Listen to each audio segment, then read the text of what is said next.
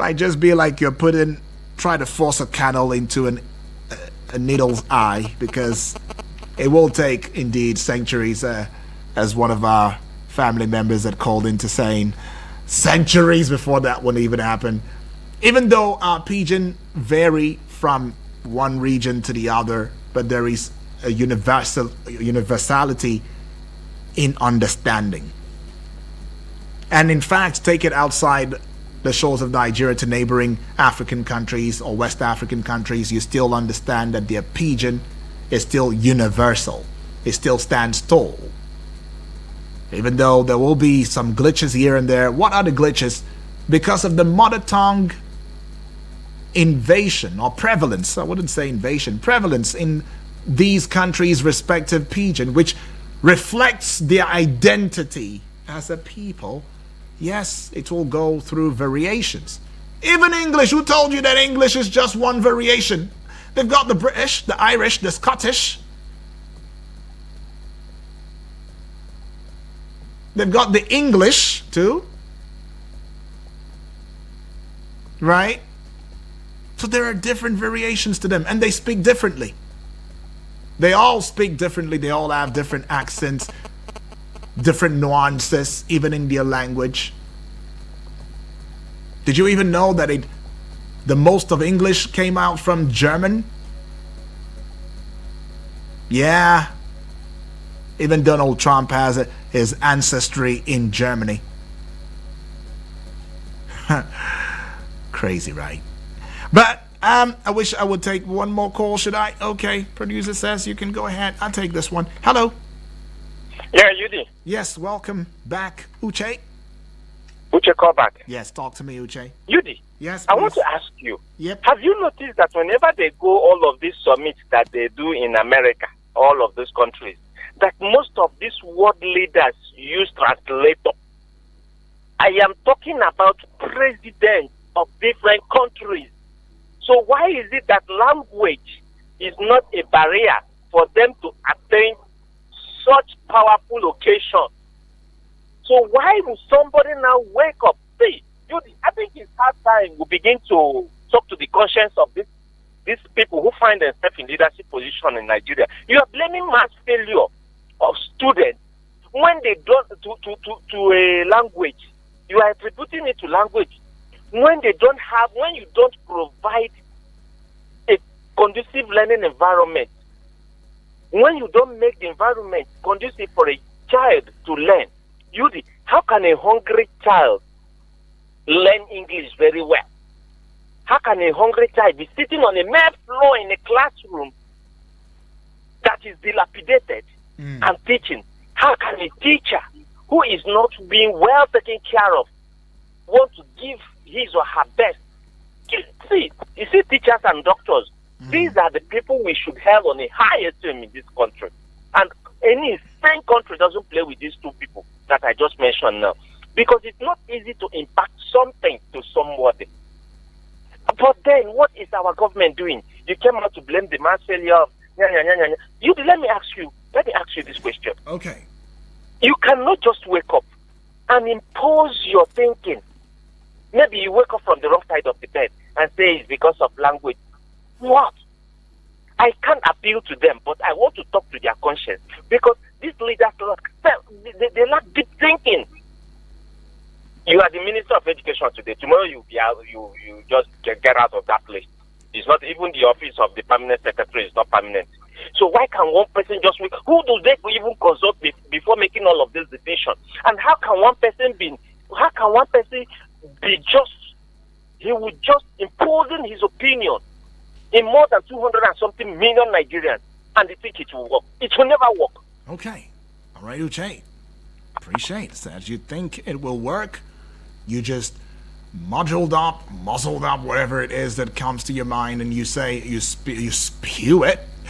And then because you hold a certain position as standing, and you think it will work as against the reality, Uche trying to paint a reality for us now, how it is in this country. But I don't know, come to think of it, can these two not just walk side by side? Can't they just work side by side? But can't they work?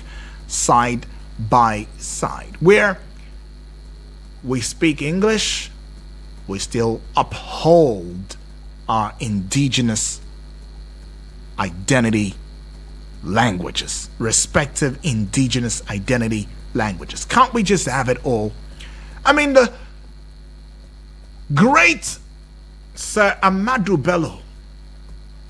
Have you guys ever gone to listen to that man? No, I don't think so. Try and just go on Google and just look for interviews. Okay, one interview with him. It will lead you into wanting to watch a lot of interviews with him.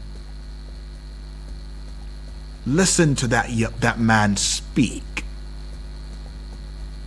The diction, the nuances, the accent.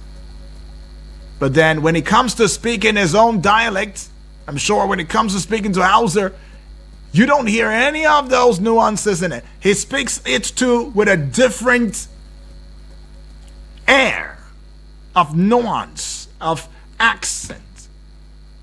Little wonder he was indeed termed great. In fact, am I even talking about him alone? No! Even the great Zik.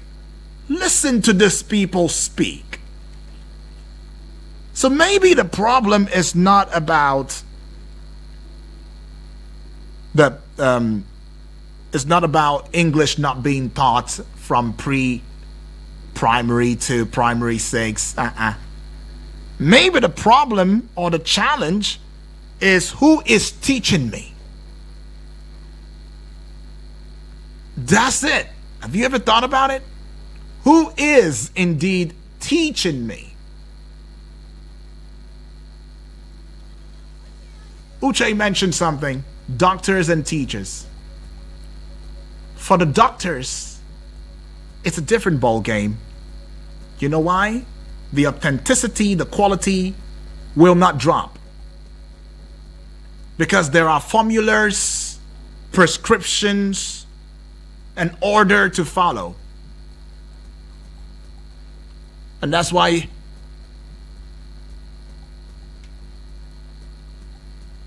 to be a doctor, you will not find your department in the Faculty of Arts. No, you won't find it there. Yes, to be a doctor, you will not find your department in the Faculty of Arts, but English is under language, and so it is under the Faculty of Arts. And in the Faculty of Arts is arguments and counter arguments. The one who can argue the best and prove beyond reasonable doubt that even when you are not, when your position may not be popular, but you're able to prove to me into believing it, I'll accept you over the other person who probably has, whose position is popular. What am I trying to say? I think the teachers of the language in itself have a huge responsibility. This is not to say that they've not tried or they are not doing their most. This is to say that they have to go above and beyond what they were taught. Because even their teachers were taught by poorly teachers who have degraded the very sense and essence of the English language over time. And in fact, this same menace you would find even with our local languages. Yes, you will find it. You will not compare the person who is in your hometown right now speaking your dialect with somebody who is in town, who was born in town and learned it in town, whether from the parents. Then it is even worse when the parents don't even speak the language in the house. Maybe they speak it once. they speak it sparingly. And the kids just maybe come, go, eat, sleep. That's all they know. They just hear and understand. That's what they understand. And then you tell such a child to speak that language in the near future. Even if the child went to a school to learn it, it's going to be quite different. It won't be like It will never be like. So I think English in Nigeria has gone through a process of metamorphosis, evolution. We've had our own evolution in that language. No thanks to our teachers, though. Some of us had to go above and beyond. Not because we're trying to be different, nah.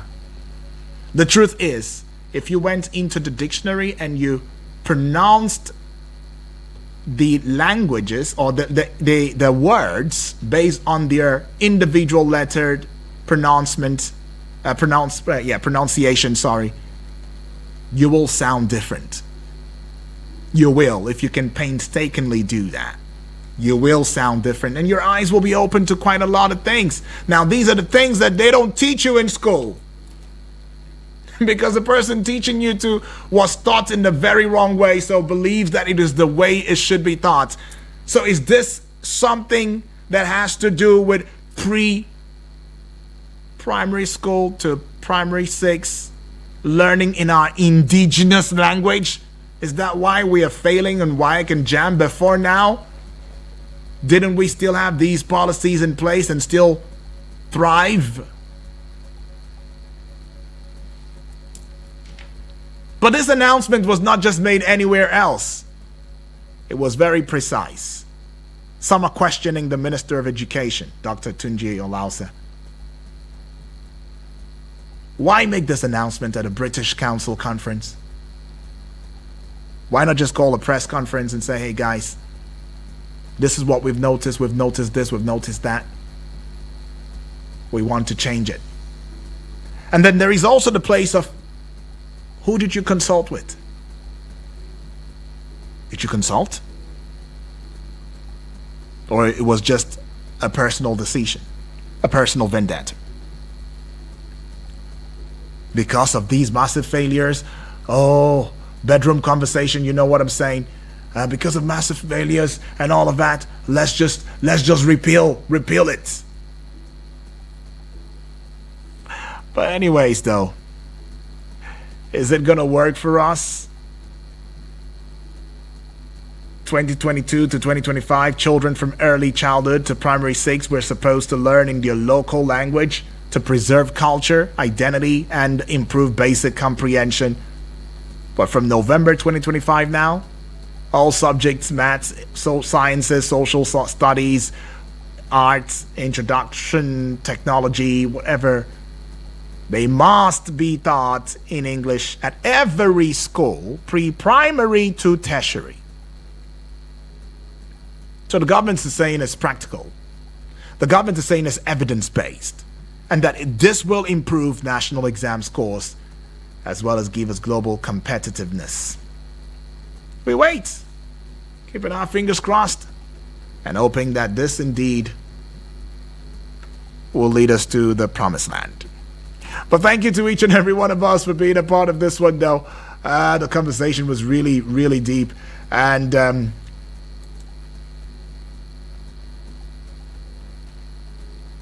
okay, the conversation was deep, and I really appreciate you in no small way. I don't know. Okay, I see Joseph from Jai. He says, UD, this people will not kill us with trial and error. Grasshopper is Nkuku Oyoriro. Okay, that one is deep. But it says, door is Osong, I think. Television is Ekebe. Ekebendise. All right, that's my dialect. Okay, so you see this very beautiful thing Joseph from Jai just put out now, and then we want to lose it and hope that the children will rather learn it when they are grown, or not even learn it at all. But what can I say? It is what it is. My name is Udwak Daniel.